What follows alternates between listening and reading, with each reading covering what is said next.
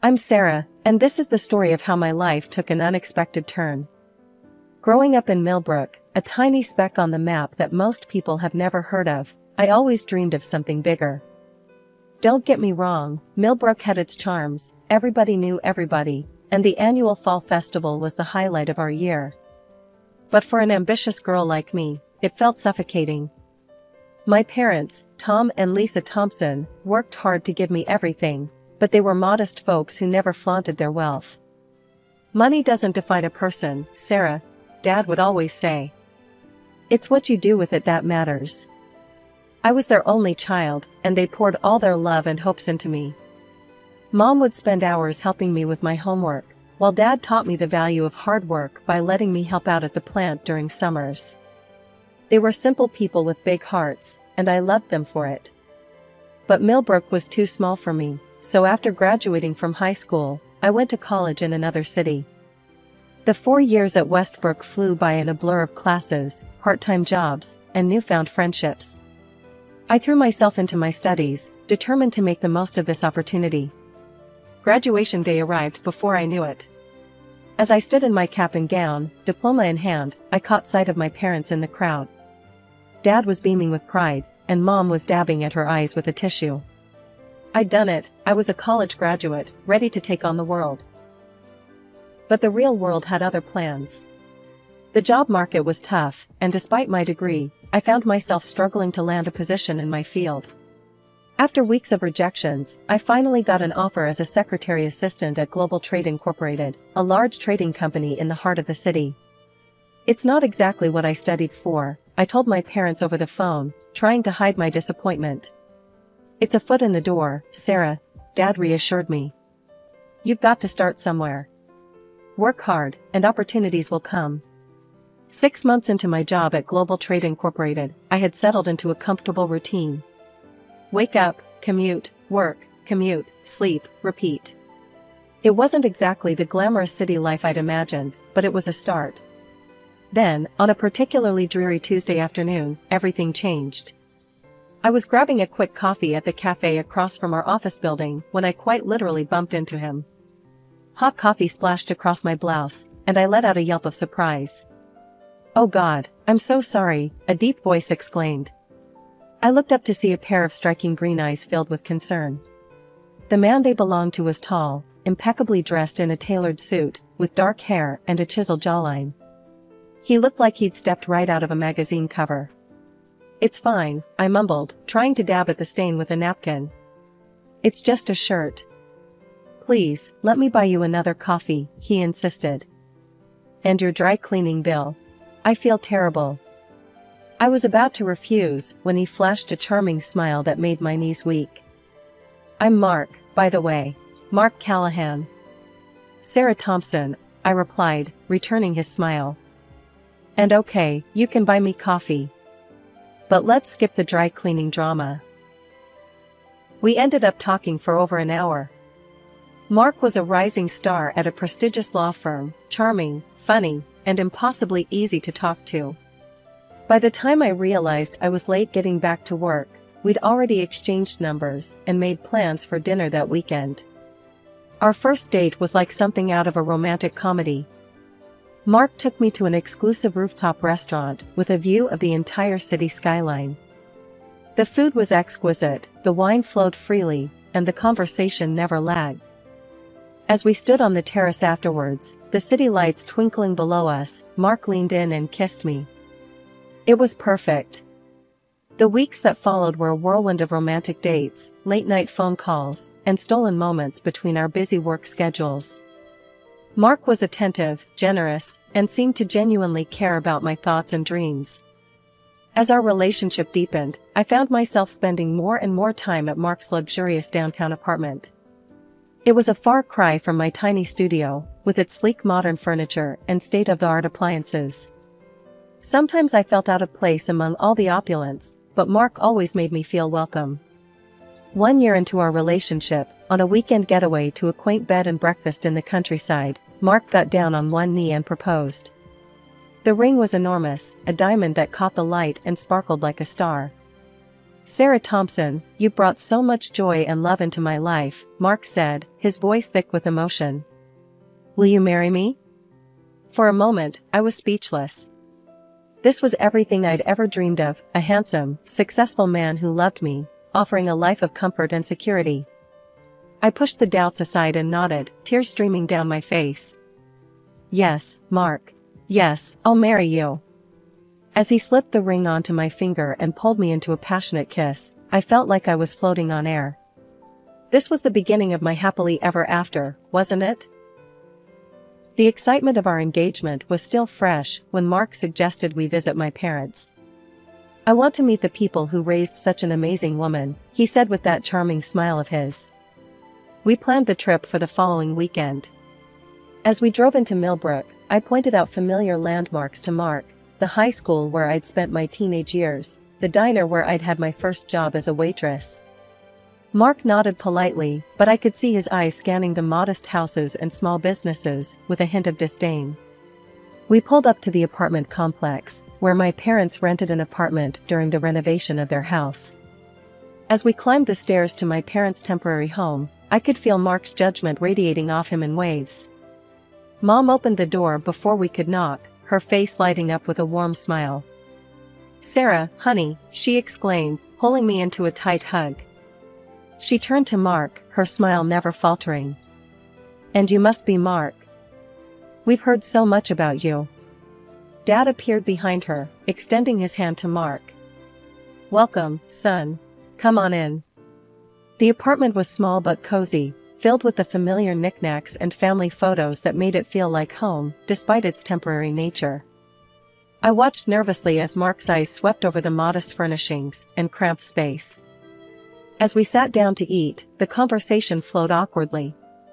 Mark spoke about his job at the law firm, dropping names of high-profile clients and mentioning the expensive car he'd recently purchased.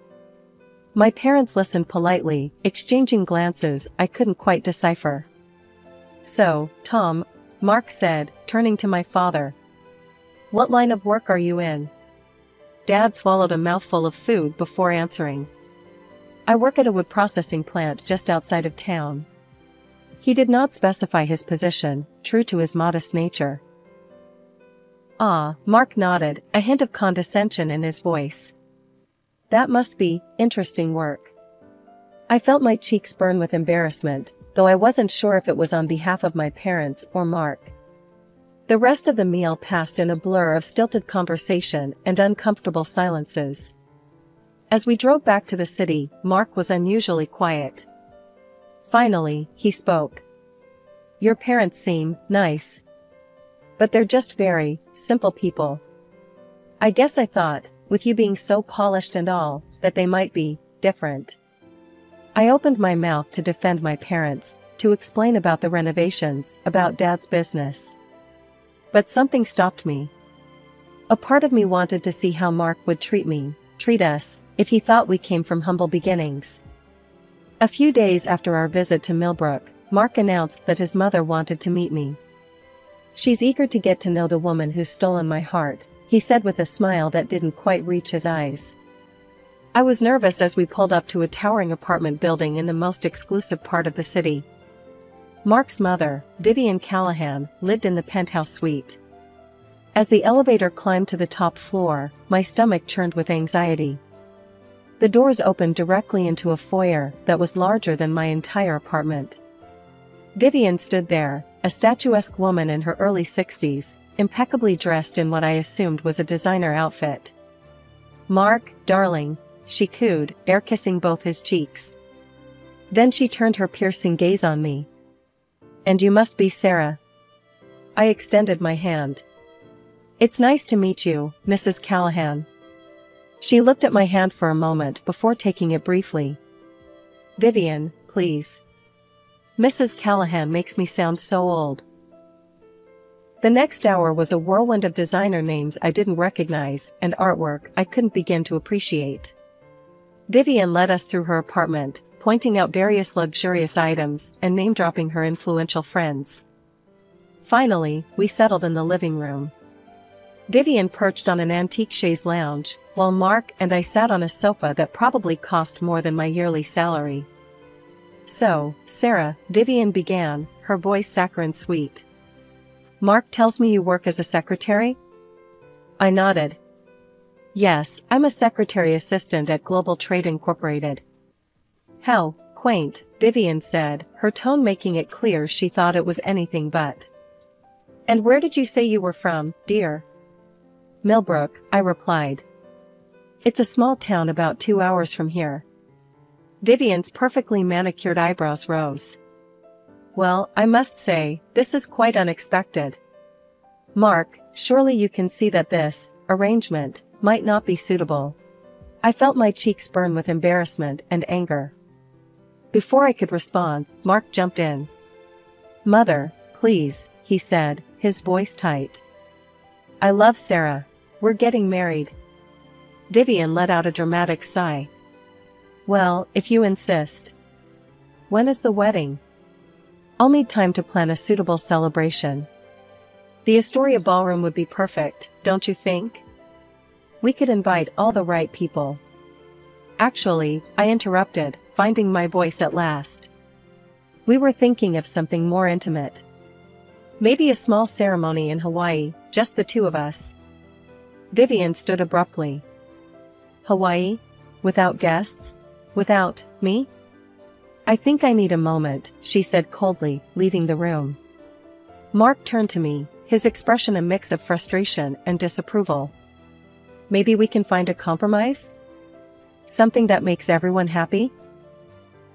Finally, we reached a compromise. We would have our ceremony in Hawaii as planned, but we'd allow Vivian to attend and document the event for her social media.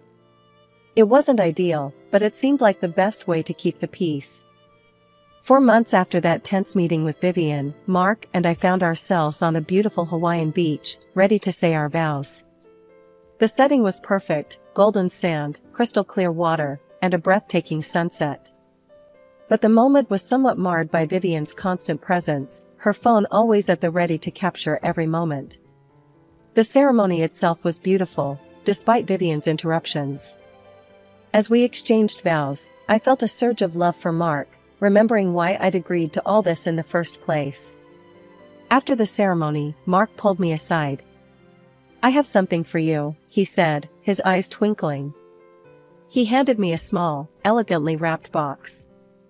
Inside was the latest model smartphone, sleek and expensive. "Now you'll always be in touch," Mark said with a grin. I forced a smile, trying to ignore the pang of disappointment. It was a generous gift, but it felt impersonal, especially for a wedding present. "Thank you," I said, giving him a kiss. "I have something for you too." I handed him a carefully wrapped package. Inside was a painting I'd done myself, depicting the two of us on our first date, overlooking the city skyline. I'd spent weeks working on it in secret. Mark's expression was hard to read as he looked at the painting. "It's nice," he said finally. "Very thoughtful." I couldn't help but feel a twinge of hurt at his lukewarm response. But before I could dwell on it, Vivian swooped in, insisting on more photos. When we returned home, I hoped things would settle into a peaceful routine. For a while, they did. Our life together was filled with love, laughter, and the excitement of building a future together. But as the weeks passed, I began to notice changes. Vivian's influence seemed to grow stronger, even from a distance. She called constantly, and even show up unannounced, critique my housekeeping, and often film her inspections to send to Mark. When I tried to talk to Mark about it, he just shrugged. "That's just how Mother is," he said. "You need to be softer with her. She means well." Weeks passed, and I found myself increasingly involved in Global Trade Incorporated's operations. One day, our company was on the verge of signing a critically important contract with an Italian firm. As I sat in on the meeting, taking notes as usual, I noticed our hired translator struggling with the complex business terminology. The Italian executives were growing visibly frustrated, and I could see the deal slipping away. Without thinking, I stood up and addressed the room in fluent Italian. Signori, permettetemi di chiarire alcuni punti. I said. smoothly explaining the finer details of our proposal. The room fell silent, all eyes on me. For the next hour, I facilitated the negotiations, switching effortlessly between English and Italian. By the end, we had not only salvaged the deal, but secured even better terms than initially proposed. As the Italian executives left, clearly impressed, my boss, Mr. Johnson, pulled me aside. "Sarah, I had no idea you spoke Italian," he said, his eyes wide with surprise. I smiled sheepishly. "I actually know several languages. I have a degree in international business with a focus on linguistics." Mr. Johnson's eyebrows shot up. "Why on earth are you working as a secretary?" I shrugged, not wanting to get into the complexities of my personal life. It was the position available when I applied. The next morning, I arrived at work to find Mr. Johnson waiting for me. "Sarah, I've been reviewing your file," he said. "Your qualifications are impressive. I'd like to offer you a position as my assistant, with a 2-month probationary period." "What do you say?" I was stunned. Yes, of course. "Thank you, Mr. Johnson." As I settled into my new role, I felt a surge of pride and excitement. Finally, I was using my skills and education to their full potential. That evening, I rushed home, eager to share my good news. "Mark, you won't believe what happened today," I began, launching into the story of the Italian deal and my promotion. To my disappointment, Mark's reaction was lukewarm at best. "That's nice, dear," he said, his attention barely leaving his phone. "But are you sure you want to take on more responsibility at work?" Before I could respond, Vivian's voice cut in. She had let herself in again, unannounced. "A promotion? How suspicious. I wonder what you did to earn that." I felt my face flush with anger and embarrassment. "I earned it through hard work and skill, Vivian. Nothing more." She huffed, clearly unconvinced. "We'll see about that."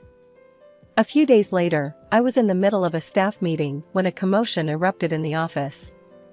To my horror, I saw Vivian striding through the cubicles, her sharp eyes darting around. 1, 2, 3, she counted loudly, pointing at my male colleagues. "My goodness, Sarah, you're practically drowning in testosterone here." My coworkers stared in shocked silence as Vivian made her way to Mr. Johnson's office. She peered in, then turned to address the room. "Well, at least the boss is old. Though that doesn't always stop some women, does it?" I felt my carefully constructed professional image crumbling around me. "That's enough," I snapped, my voice shaking with anger. "You need to leave. Now." As security escorted Vivian out, I turned to face my colleagues, their expressions a mix of pity and curiosity. I had never felt so humiliated in my life. The opportunity to escape the suffocating atmosphere at home came unexpectedly when Mr. Johnson asked me to accompany him on a business trip to a neighboring city. We were negotiating a merger with another company, and he wanted me there to assist with the details. The negotiations were intense but exhilarating. After a particularly productive day, our team decided to celebrate with a business dinner at a local restaurant. As we left the restaurant, laughing and discussing our progress, I noticed something odd. A car seemed to be following us, keeping its distance, but always in sight. A chill ran down my spine. "Is everything okay, Sarah?" one of my colleagues asked, noticing my discomfort. I hesitated, not wanting to seem paranoid. "I'm not sure. Would you mind walking me back to the hotel?" As we approached the hotel entrance, the car that had been following us suddenly pulled up. To my horror, Mark and Vivian stepped out, their faces contorted with anger. "I knew it!" Vivian shrieked, pointing an accusing finger at me. "Look at her, gallivanting around with other men." Mark stood there, his face a mask of hurt and betrayal. "How could you, Sarah?" I tried to calm them down, acutely aware of the scene we were causing. "Please, let's discuss this privately. You're embarrassing yourselves." Vivian's eyes flashed dangerously. "Embarrassing ourselves? You're the embarrassment." Just wait until I tell your parents about your behavior. They'll see what kind of daughter they've raised." The next day, as I tried to focus on our final negotiations, my phone buzzed with a call from my mother. Her voice was a mix of amusement and exasperation as she recounted what had happened. Apparently, Vivian had shown up at their rented apartment, demanding to speak to my parents about my shameful behavior.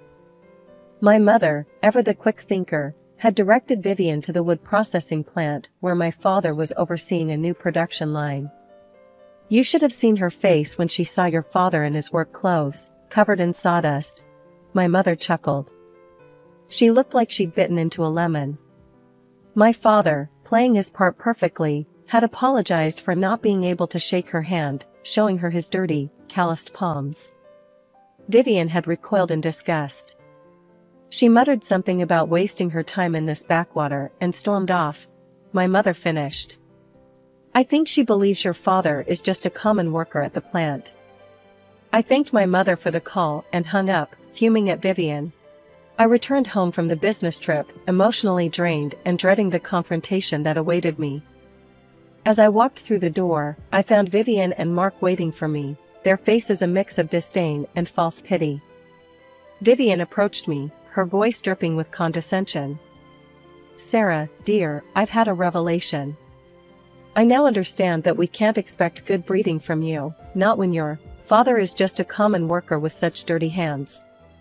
She paused, taking a theatrical breath and arranging her face into an expression of humble concern. "My heart just aches for Mark. He deserves so much better."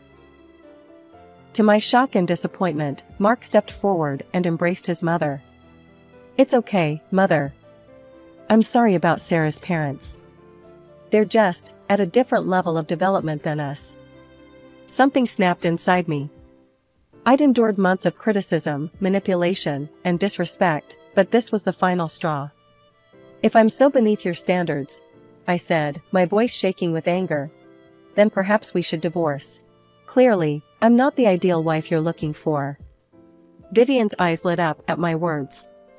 "What a splendid idea," she exclaimed, not even trying to hide her glee. I turned to Mark, hoping to see some sign of protest or regret in his eyes.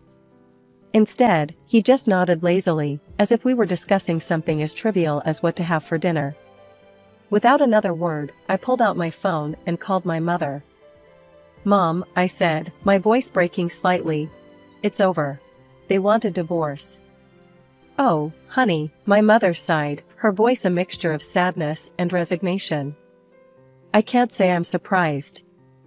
Your father and I are leaving right now. Pack your things and wait for us." As I moved to our bedroom to pack, Vivian followed close behind, her eyes hawk-like as she monitored every item I placed in my suitcase. "That blouse was a gift from Mark," she'd say, or "those earrings belong to our family." I didn't bother arguing.